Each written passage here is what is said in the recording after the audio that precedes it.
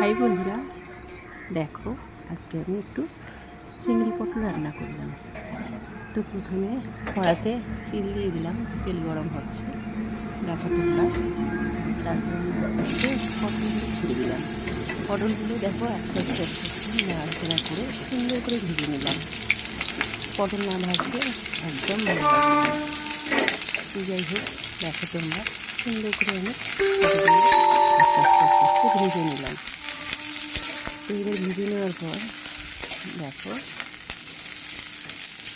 এবার একটু আমি নুন দিয়ে ঢাকা দিয়ে দিলাম। দেখো আবার নাড়াচাড়া করছি, মোটামুটি ভাজা হয়ে গেছে। এরপর আমি কী করবো, দেখো তোমরা,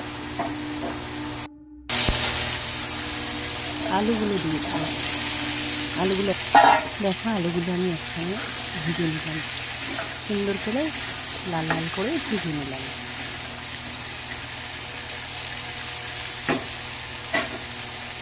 ভেজে নেওয়ার পরে আবার আমি একবার ঢাকা দিয়ে দিলাম। এবার আবার একটা খুলে সুন্দর করে আবার নেড়ে চেড়ে নিলাম। একটু ভাজা না হলে না কাঁচা গন্ধ লাগে, ভালো লাগে না। এবার আমি দেখো আবার একটু ভালো করে নাড়াচাড়া করে নিলাম।